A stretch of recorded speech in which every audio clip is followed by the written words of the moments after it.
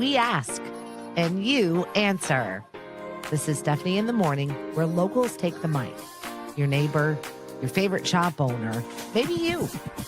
Business, community, culture, and whatever's on your mind over coffee.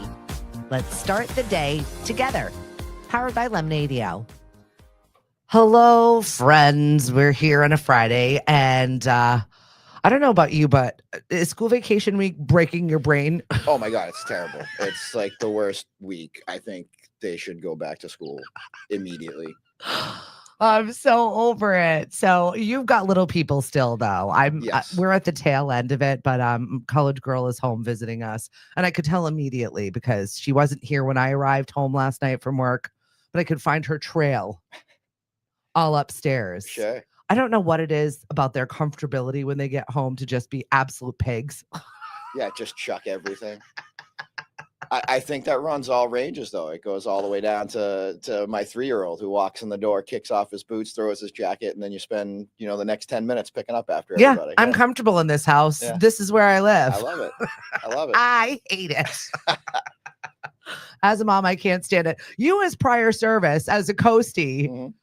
Everything's in place, right? Or no? Oh, it used to be. I gave up on that battle a long time ago. The OCD definitely drove me nuts. The coffee mugs have to face the same way, the silverware, all the things. I gave up on that because my household does not function the way that I do. Yep. So I stopped fighting that battle a long time ago, and I still twitch when I look in the cabinets, but I don't go rearranging it anymore. I appreciate that very much. So we got PJ Lyons in the studio with us this morning, and I'm thrilled to talk to you, not just because your sister was like, you should talk to, she brought your book to me, and we were at like a women's group or whatever. And I was like, oh, because I was asking for new things to read. Sure. And she's like, I'm just not sure, but it's really good. And quick read. And I feel like you and I know each other a lot more. Well, you don't know me, but I feel like I know everything about you. And I'm sure that's just a glimpse of the space in which you decided to share with people. What was the process of that? How did this come to be? Oh, man. So I kind of wrote it for myself at first. Yeah. Didn't have any intentions of sharing it or putting it out there. It really started on my own journey to healing and kind of figuring out what was wrong with me at the time with my mental health. And then it just kind of took on a life of its own as I wrote it and as I read it, and I'm reading it, I'm going, oh wow, am I good at this? I don't know. But then that's just me. So then I share it with my wife and my sister and a small group of friends, and then other people say, wow, like this is this is something worth sharing. And through that process, I found that I didn't hear a lot of men talking about grief, talking about feelings. Right. So I just felt like because men don't do that and I don't do that, I just felt like maybe it was worth sharing and putting out there and seeing what can happen. Paula is visiting. Yay, she did it. Good morning, sister. I'll shower while I listen. Thanks for sharing that with us, Cindy. We've got PJ Lyons here talking about his book, Holdfast. And so you just did this, you never had any intention of publishing it. You were just kind of doing this for you. Right. Correct. Yeah. I had, from the get-go, had no intention of publishing or sharing, and it just kind of took on a life of its own. And it just, I just felt like it needed to be out there and have some legs. And I love the flow of it because it's kind of like you start somewhere in your life, you know what I mean? And then it's like flashback to memories. Yeah. And then going through that whole process. Yeah. Yeah. And I think I kind of wrote it that way because I think that's the way PTSD manifests itself in people is nothing really is ever linear once you're diagnosed with that, or even before you're diagnosed with it. So you spend a lot of time going back in time, thinking about things, ruminating on things. And I actually, truth be told, kind of liked that about it. Like when I read it a lot to and I actually haven't read it myself since December, since it came out. Yeah.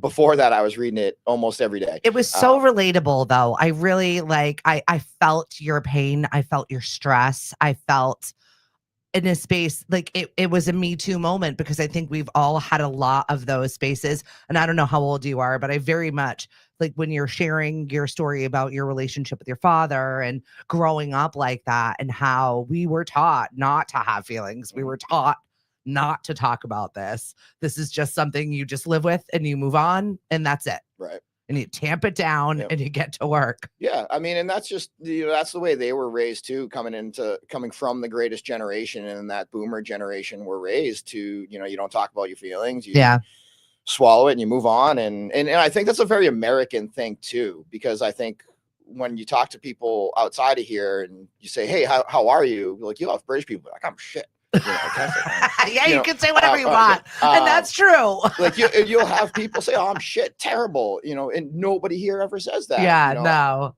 So you get everything's great. Yeah, you say, "Oh, I'm good, and I do it every day." Yeah, I'm good. I'm not. Speaking of which, shout out to our friends of America. Hockey, we had a win. We had a gold medal win yesterday. Yeah. Everybody looking good. I'm not following the Olympics at all. And it may be un-American of me. I'm just not into it. Yeah, I mean, it's hard during the week. We talked about this. I mean, during the weekend, I watched everything. I watched bobsled, skiing, moguls. Yeah, because there's nothing good on TV right now. But once you go back to work and the games are at 9 o'clock in the morning and you're trying to, in my case, work on a boat or do whatever, it's kind of hard to watch. So I missed the USA women's game yesterday. I was kind of bummed because I love hockey. The only reason why I knew it happened is because our friend RPV sent me the photo of him with the girls hockey team when they last won at the breakfast at whatever St. Patty's dinner. I don't know where you come up with these photos, but you are the archives. If you ever need something, he probably was there and has a photo of himself there at some point in his life. I just don't work like that. I can't find anything. Same. I'm not quick enough to take the photo. Right? I'm in the moment. Yeah. I'm not thinking of 20 years from now. I'll dust this off and look at me. I was there. Cindy, I don't think it's just American. It's generational. I grew up to be tough. Don't cry. Men must be men, etc. Very relatable. Yeah. And it was something that you really addressed head on. In this very quick read, by the way, 100 pages. And it was so relatable and raw. Good morning, Miss Kathy. We're talking to PJ about his book, Holdfast. And when you mentioned PTSD, it's not something that was Coast Guard related, or was it? It was. I mean, I'd say 50-50. Because some of the things that you talked about in this Coast Guard, my uncle, who was Master Chief when he left and left the coastie. And my cousin is also a Coast Guard. So we're all prior service. I was Army. Love it. Some of the other things that they've seen, but for whatever reason, I feel like the coasties have some of the worst stories of real life shit I've ever seen in my entire life. Yeah. I mean, I think they're seeing guys on their worst day. Yeah. Right? I mean, you're picking guys out of the water that have been floating for who knows how long, removing removing bloated bodies from water. Like it's just very matter of fact when they're talking about it. For sure. One of the quotes you shared in the book, it's like, you got to go out and you don't have to come back in. Oh yeah. I was like, it's real. Yeah. That's I loved. I really liked starting the book with that quote because I felt like that kind of sets the tone for everything. Because when you join the service, any service, you don't come out the way you went in. No. PTSD aside, without that, you're a different person serving your country than you are when you're not. Mm-hmm. So I thought that quote was very fitting because I didn't come back the way I went. Nope. For me, it was for the better. I think I learned a lot of value there. Yeah. Oh, for sure. I mean, and I wouldn't say, I mean, as tough as the book stuff is, when I look back on my journey, I'm so grateful for where I am because without all those things happening to me, those are skills. I don't have my wife, and without her, I don't have my kids. And, so I mean, there's a lot of things that the Coast Guard set up for me to be where I am now. Yeah. That I wouldn't have otherwise. So I will always be super grateful for all those experiences and everything. Yeah. But very graphic. You are very matter of fact about 40 people in a boat, that are gonna get turned around and Yep. go home. And you talked about one woman specifically where she said to you, dose. Yep. And she's like, 12 times I've tried to do Yep. this. Yep. And you're like very real about your feelings. Like she's not trying to break laws because we're rule followers. It's because she's just trying to have a better life. Absolutely. And that one, I'll tell you, that one has stuck with me since that day. That completely changed my worldview. Speaking to her and having that conversation and learning that she had tried to come here 12 times from Cuba. I mean, 12 times she tried to cross the Florida Straits. Like you put yourself out to practically die just for the chance. And she told me each of the 12 times the U.S. Coast Guard had intercepted her and turned her back and brought her back, but she kept trying. And and that's what stuck with me. I was just like, how bad. And she wasn't a young woman. She was like 60, 70 years old. Like she was older. Like, I'm just going to keep trying to live a better life. Yeah. God bless her. Yeah. And I hope she made it. I don't know to this day. I hope she did. Like, I'm not lucky. I don't know. I know nothing. So through all of that, you've got this going on and you lost your brother. Yes. So 2007, I was in the Coast Guard at the time. My brother was participating in the Cohasset Triathlon, which was believe it still is a fundraiser for JDRF. His son was diagnosed with diabetes, so he was part of that. And he unfortunately suffered a heart attack while participating in the swim portion of the triathlon. Didn't make it.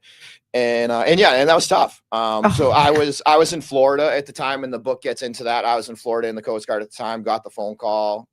They got me right off the ship. They got me back in no time at all, which was absolutely amazing.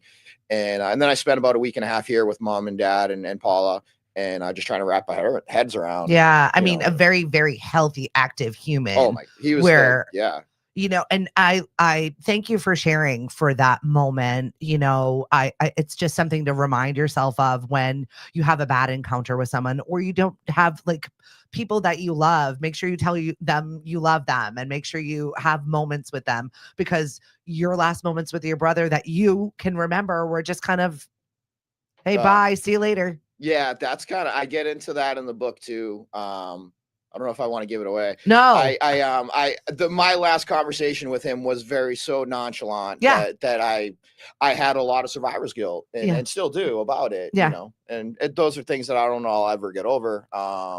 But yeah, it's tough to think that, you know, my last words to him weren't, I love you, I miss you, I'll see you later. Yeah, none of that. Yeah. No, because it was, you were gonna matter of factly see him again. It wasn't, it was not an everyday thing that happened. And I think that's really, thank you for sharing, because I'm reminded of our blessings all of the time. Cheryl, you say it every single day when you post on your social media. So thanks for being here this morning. Good morning, beautiful. Thank you. Thanks for joining us. We've got PJ Lyons in here and talking about his book, Holdfast, and some really raw moments that he shared about his PTSD. And I love the fact that men need to be more vocal about their mental health. And I love that you're taking steps to advance that conversation for people. It's okay to be not okay. Oh, absolutely. I mean, and that's pretty much how I felt, was that I felt like I needed to say that. Like I needed to just say like, hey, it's okay to struggle. It's okay to not feel great today. Because like I said before, I mean, I don't think we do that. We instinctively just say, hey, how are you? Good. You know, I'm fine. And I'm loving that, like, you really just owned your shit. You owned your shit to your family, to your wife, to your kids. There are letters to your children in this book. There are, you know, conversations about how you were so just despondent and separate. There was one moment where you shared where your daughter did a drawing of you and you were like in the corner of a room because you're like just not involved because you don't know what to do with that grief and that sadness and that. Yeah, it's crazy. Trauma. It's crazy how, you know, and I think once you know that it's PTSD, the things make a lot of sense. You're like, oh, I checked every box. Yeah, 100%. I'm like, oh my God, it makes so much sense. But before the diagnosis, going through and having these things, and I'm like, what is wrong with me? Like, why don't I want to be around people? Like, why am I hiding in my room? Why am I hiding from my kids and from my wife? And a lot of it's because you have a lot of self-anxiety and self-loathing, and you're afraid to say the wrong things, and you're going to make it worse, and all the things, because the expectations, you're Right. the dad, you're the man, you're supposed to be doing these things, and you feel like dirt, and you don't want to do any of those things. Right. And you try not to just be vocal about it because it hurts and it's weird. Yeah. I mean, I think sometimes guys, I don't want to speak for everybody, but I think sometimes guys just want to be like, what about me? Yeah. Like, you get the whole list of stuff that you got to do when you come home. Except for my husband, who says it all the time. What about me? Like, very vocal. What about me? Like, I want my 10 minutes apiece too. I want to go watch, whatever. I don't watch anything, so I can't pick something. But, What's up, Huck? Thanks for joining us on the show this morning. And Jen, great to see your face. He said, amen. So definitely resonating with some of our gentlemen watchers out there. And thank you so much.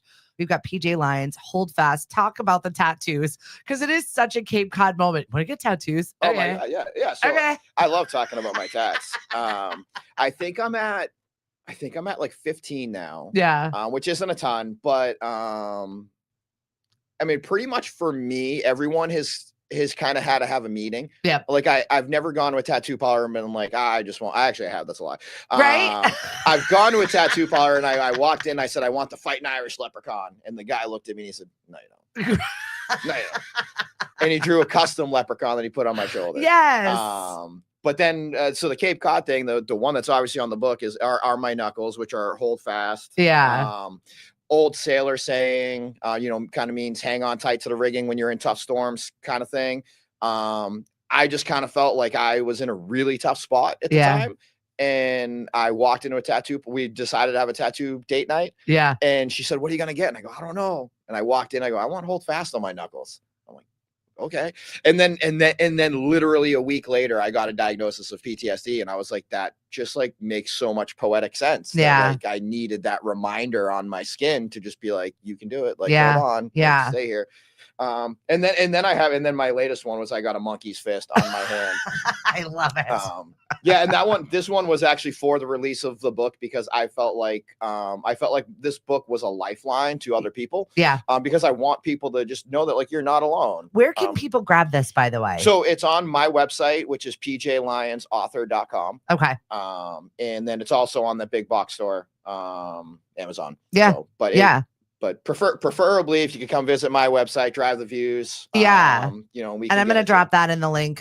So if you're driving or moving about today and you're looking for it, I'm going to just make sure it's somewhere in this chat. So come back and grab that book, because I definitely think it's worth a read. It's a quick read, but I really feel like it's relatable. And I'm thankful for you for sharing this story about the whole thing, tattoos and all. But it's just so great that I feel like it's full circle. Yes, you talk about the trauma. Yes, you talk about everything that's going on, but I love the inclusion of your family and your relationship with your wife. Oh yeah. I mean, I think there is much part of the story as everything that happened to me. Because they unfortunately and fortunately have to live with the side effects of what I've gone through. And Lizzie, as she goes by in the book, because that's how I met her. That's how I'll always know her. She saw me at my best, prior to all this. And then she's been right by my side through the decline and then in the way back up. And like I said, I mean, without her strength, like, I don't know what kind of strength women have inside you. Yeah. To we're pretty badass to do what you guys do and to hold shit together and to hold other people together and to hold your families together. It is absolutely amazing to watch. And when you can take a step back and you can really look at that and say like, oh my God, like she is an incredibly strong woman. And without her, there's 1,000 things in that book that don't happen. There's 1,000 things that don't happen to me. So, I mean, there is just as much a part of the story as I am. And I felt like they needed to be in that. And then, and they needed their kind of, and each child gets a pseudo chapter. Because I felt like they deserved that, because they're, like I said, they're part of it. So it's really thoughtful. Huck said, I just went through some serious self-building because of my mental health. It was bad. But now I found ways to build it back and use my hurt for fuel to do better by learning I'm not alone. It's just not personal flow with waves, because it's ups and downs. Yeah. And that's life. And you talked about that very really about the fact that you didn't want to die. You didn't want to go out there and like really do self-harming things. You just didn't want to be there. Yeah. I'll say that there were probably some things that aren't in the book. Yeah. It probably was darker than that at Yeah. moments, but Of course. but I think generally speaking, like, yeah, like I had a, and actually, by the way, Huck, love that. Like, keep working on yourself. I think that's so good. And like I said, it's not linear. Like, you're going to have those up days. You're going to have those down days. Which, that happens. It's like you said, it's life. But yeah, I forgot where I was going. I interrupted myself. I interrupted myself because I want to say hi to Huck. No, just talking about like that the darkness, like how it got probably darker than you care to admit or imagine. Yeah. So I put that in there. I think it was. I thought that was worth sharing because there were a lot of times where I didn't. And it wasn't a plan, and it wasn't I'm gonna go do whatever, but a lot of times, and probably still happens to this day, where you lay down and you're just like, I don't want to be here tomorrow. And you start thinking about all the things you have to do that you don't want to do, that you can't do, or whatever, all the obstacles that you're gonna have to jump through. And when you're in a mindset such as that, it's not always healthy. Do you weirdly think that COVID gave you the opportunity to put a microscope on this? Yes. Because there was something that happened to our family as well during COVID, where you're just like tunely stuck with each other, and those crazy moments where you're like angry for no reason or what. Like, I literally ran away. Yeah. Like, I took the kids and I was like, Cliff, we're leaving. Bye. He was crazy because he's decontaminating everything and oh my God, I'm like, I just can't live like this. Going down south where no one cares if you live or die. Tell me in Charleston. I did. I left. We had this moment where it was just like, and then having conversations and building that back to, okay, what is the real problem here? Mm-hmm. And then it unfortunately ended with you in an ambulance. I mean, to diagnose yourself, but I think it exposed a lot of things for people. Yeah, I think being home a lot forced me to deal with a lot of those emotions and stuff that I was otherwise suppressing because I was going to work, and then you get caught up in work and you're not stuck in that mindset. Yeah. So yeah, the COVID definitely made it worse, being home, being around, and just kind of having and kind of feeling like the pressure of the world because it's like, what are you gonna do? Like, I don't, so it was weird. It definitely didn't help. Yeah. And for me, I think post COVID was better because I think, and I got into this in the book, part of why it took me so long to get my diagnosis was because I had been misdiagnosed so many times. Yeah. And I believe part of that was because of COVID, everything's telehealth. Yeah. And I will die on the hill that I don't think for me, telehealth is not working. Like, because I'm not as honest with my doctors like on a screen that I am when I'm sitting with you. I'm not as honest with no one's honest with the doctor. How many drinks did you have this week? Well, right. Where are you going to take me? But if they're on screen, you're going to be more likely to lie than sitting next to them. Possibly. So I feel like I felt like none of the symptoms were really translating through when I was doing telehealth. So I think that kind of extended everything, where I think because that was really the time where I was starting to pick up where I'm like, I'm not okay. Yeah. We've got a lot of faith here. Huck said, God helps a lot. Jeff, Jesus, read the Bible daily. Hey, if it works for you, jump into it. I think we're all looking for modalities that make you feel better. 100%. And if that works, I found myself when I was in the service going to services a lot because I just felt real good to be in a place to shut my brain off a little bit and just feel happiness around me. Agreed. It was one of those places where it was like, you're cleaning. If you're not cleaning, then you can go to church. Yep. I was like, I'm going to church. Yep. I will say, I mean, I'm not an overly religious person. Yeah. I grew up Irish Catholic. Same. But very relatable. Yeah. But I have since stopped practicing. Don't kill me, Aunt Paula. But I will say, so I ran into this friend of mine a couple weeks ago. Her name's Amanda. She actually runs a nonprofit called Josh's Boots. Yep. And she was an Army chaplain. Yeah. I did not know this about her. And so we were talking about it, and she was talking about her story, her trauma. And I very impolitely asked her, I said, how do you still believe all this after all that happened? Yeah. So she went on to explain to me her faith, and she challenged me to pray. And she said, I just, if you just pray just a little prayer, I bet some things will happen, and I bet you'll be surprised. So I did. Like later that night, I said a tiny little prayer, and then like that came true. And I was like, okay, like maybe.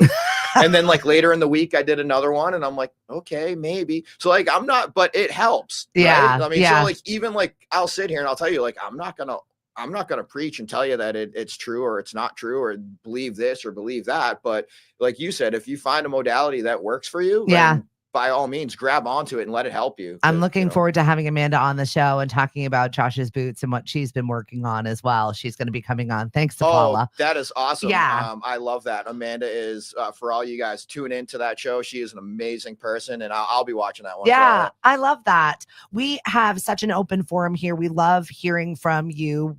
Like all walks of life. We've had doctors, we've had nurses, we've had authors, we've had PTO parents that just have a mini golf thing that they're doing over at Quashnet right now.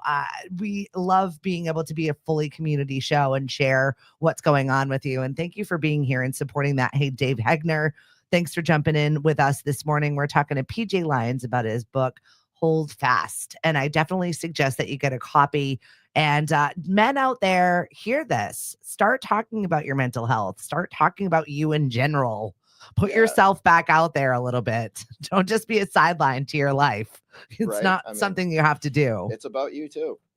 Well, you're kind of reclaiming a little bit of your life where you're not a hockey coach for the first time this year. Yeah, so that's crazy.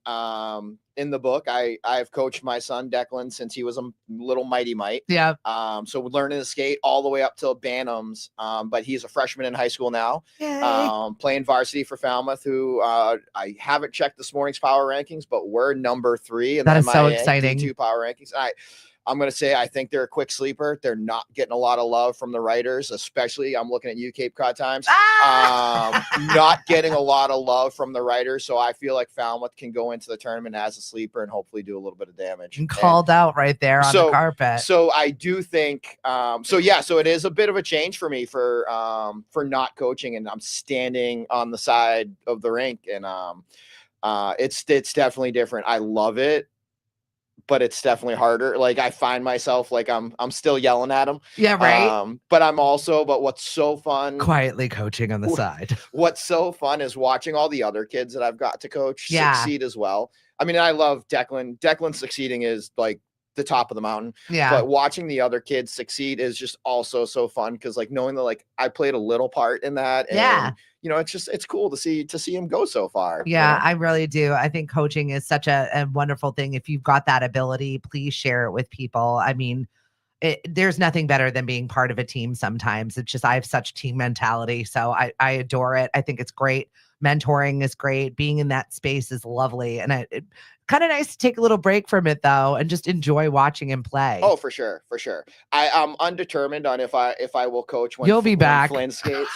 I'm told I will be by other people, but you're a parent. They'll bring you back. Trust me. I am getting used to being on the sidelines, and I am enjoying it. I get to sit with my coffee, and and I think the other thing too is I also get to watch him a lot more. Yeah. Where before, when I was coaching, I was paying attention to the other kids, and I was making sure the other kids were doing X, Y, and Z. Yeah. And I would miss parts of his stuff. And I would legitimately miss goals that he scored because I was turned around talking to somebody. Yeah. Stuff like that. So it is breathtaking to not coach. You get to be fully present in that moment, which is exciting. Exactly. What else do I want to talk to you about? I feel like I could sit here and chat with you all day. Please come back. I really enjoy it. Anything else about the book and maybe the process of putting it out? You're self-published. How was this process? Because I've got a few friends that have got some really great self-published literature out there. So I will say that it was actually remarkably easy to self-publish on Amazon. Yeah.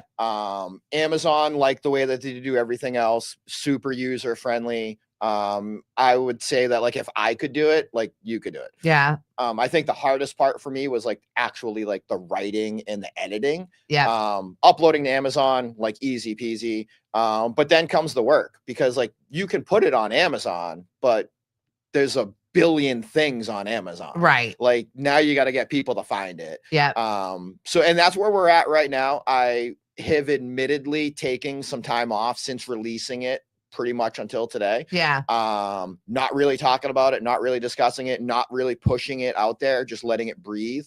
But well, sometimes you gotta, like, you created life to this thing. Yeah. You take a moment and just be like, oh God. Well, I mean, and for me, there was definitely a lot of moments of like, oh my God, did I overshare? Yeah. Like, cause now like I put it out there and like, and I go to the rink and like, I see guys at the rink and they like give me a head nod or whatever. And I'm like, did they read it? Did they read it? Do they know too much about me now? I hope it's inspiring. I hope that people come up to you and say, thanks. I appreciate that. I've had a few of those and those are super great. I love those. You know, but like I said, in the way your PTSD brain works is you're wired to scan for threats. So when you're walking into a room, my brain's going like, all right, who hates it? Yeah. Who thinks I'm less than because of whatever, you know? Yeah. So you don't walk in going like, oh, hey, what's up, Henry? You know, oh, thanks for reading my book. Oh, Yeah. Hey, what's up, Stephanie? Thanks for, you know, so it's different, but yeah, I mean, self-publishing, super easy. It's the work that needs to go into it after the fact, which for me is hard because like I don't necessarily want to do it. Yeah. Well, and also like it's your trauma. Yeah. Rah, come buy it. So I will say, so to that point, what I found is I actually have a friend of mine who's now going to help out and she's going to do the marketing. Yay. And she's going to kind of push it out there into the world. And I'm going to let her do that for me so I don't have to. Similar to like kind of how my sister does stuff for people so that they don't have to, which I'm like, she's doing that for me. And I'm like, oh my God. Yeah. Awesome. Well, I would love for you to do a book signing. Maybe we can do it at a week where, you know, either one of the farmers markets. Sure. I would absolutely love for you to share this story. I think it's just really, it's relatable. And I think it's a good message to send to other people to just talk about your feelings sometimes. Thank you. Yeah. And I would love to do that. Like I said, I think it deserves some legs and it deserves to be shared out there.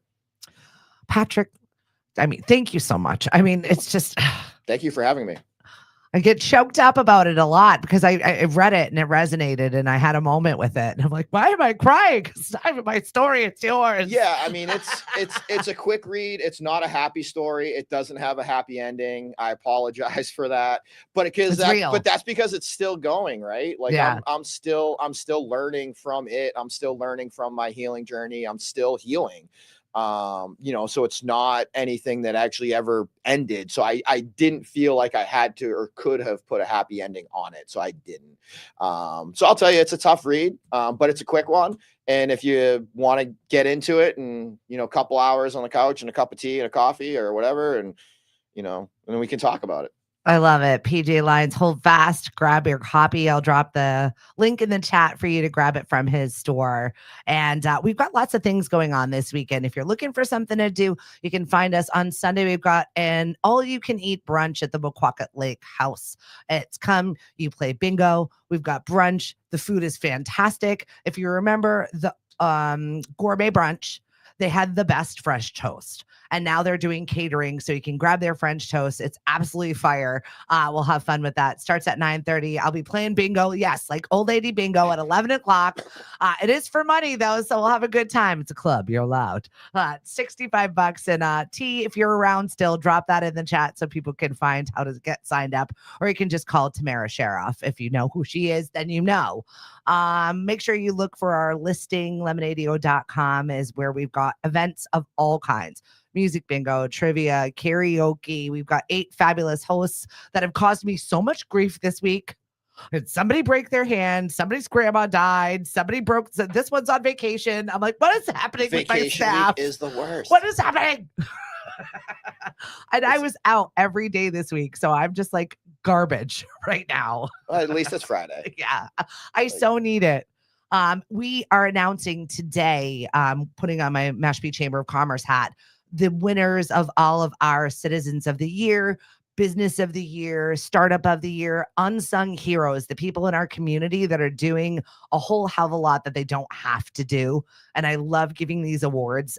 We've got 3 fabulous Unsung Heroes. We have 3 youth heroes. We had so many submissions of kids doing amazing friggin' things for people that just cuz. I love that. Right? Love that. So we're giving away 3 Unsung Hero Awards to youth. And these were write-ups that came in from resource officers, teachers that sat there and wrote paragraphs about what amazing humans these 16, 17, 18-year-old kids are going to be. And I have such high hopes for you, youth. I'm not trying to lay out the world on you right now, but things have got to change. Paula yells out, bingo.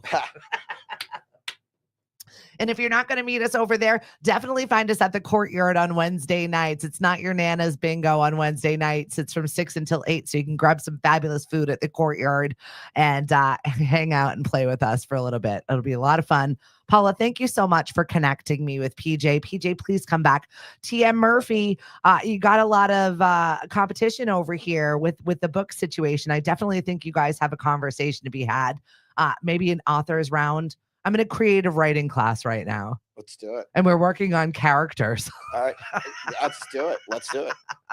So we got to get PJ involved in all of this. I definitely think that you'll have fun with it at least.